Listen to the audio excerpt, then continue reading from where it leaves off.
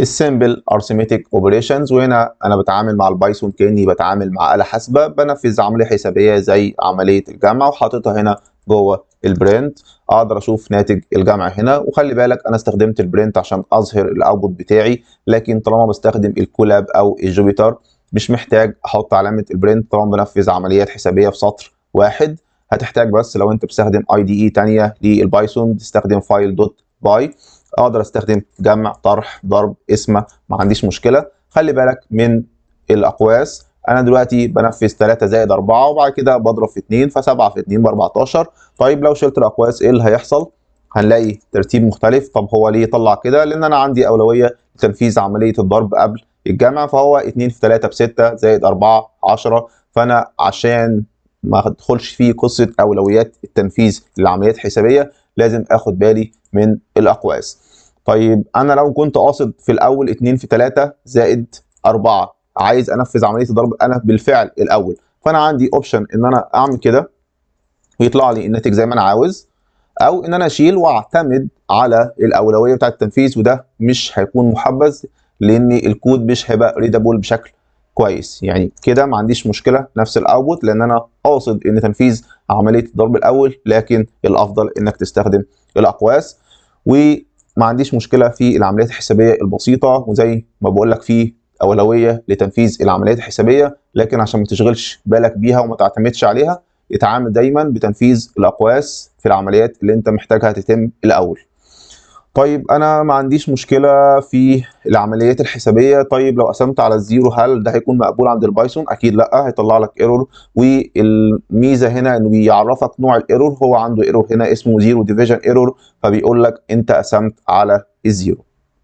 طيب لو عايز انفذ عمليه القص الاول، ايه السطر ده؟ السطر ده عباره عن كومنت. كومنت يعني ايه؟ يعني سطر بقول الانتربريتر بتاع البايثون مالكش دعوه بيه، دي حاجه تخصني عشان انا اقراها افهم منها حاجه او تديني اشاره لحاجه، او اللي يجي بعديه يقرا الكود يفهم الكود ده بيعبر عن ايه. انا بوصف هنا ان انا بعبر عن عمليه القص، ما عنديش اي مشكله خالص، ممكن تكتب اللي انت عايزه في السطر ده. بعبر عن الكومنت في البايثون بالهاش، بعد كده اكتب اللي انا عايزه، وده لسطر واحد فقط. طيب عمليه القص هنا بستخدم الرمز ده علامتين الضرب، هو بيفهمها ان ده قص، فانا عندي 2 اس 5 بستخدم عمليتين ضرب يطلع لي الناتج 32. ممكن استخدم نفس الفكره لو انا عايز الجذر التربيعي مثلا، لكن هحط له هنا في القص ان حاطط نص. نص هنا معناه ان انا باخد الجذر التربيعي للتسعه، واستخدمت علامتين القص دول في ان انا اجيب الجذر التربيعي. طيب في حاجتين مهمين لو انا عاوز اعمل عمليه قسمه وعندي اهتمام بحاجه من الاثنين. الحاجه الاولانيه ان انا عايز الرقم الصحيح بس مش عاوز باقي القسمه. يعني لو انا مثلا بقسم 20 على الستة بالشكل ده، دي عمليه قسمه طبيعيه 3.33. اوكي. طيب انا مهتم بالانتجر ديفيجن، انا محتاج الرقم الانتجر ده، وهنتعرف على انواع الارقام، الرقم الصحيح ده بس، انا مش عاوز اللي بعد العلامه، فانا بستخدم علامتين القسمه، ده اسمه انتجر ديفيجن. طيب ده هيطلع لي ايه؟ هيطلع لي الثلاثه بس، ف3 في 6 ب 18 وباقي القسمه 2 ما طلعهمش، انا مهتم بالرقم ده بس. طيب نلاحظ هنا ان انا كتبت تو كومنتس، حاطط اسمين لعمليه الانتجر ديفيجن، وفي كل مره انا مستخدم الهاش عشان افهم ان ده كومنت. لو انا عندي اكتر من سطر هيكون محبذ اكتر، بالذات اكتر من 2 مثلا. مش معقول كل مره هعمل الهاش دي، هعمل كوتيشن سواء سنجل او دبل، 3 كوتيشنز سنجل او دبل في الاول، و3 كوتيشنز سنجل او دبل في الاخر. هو البايثون هيفهم ان ده مالتي لاين كومنت، ده اوكي بالنسبه له، ودي السطر ده الوحيد هو الكود اللي هيتنفذ.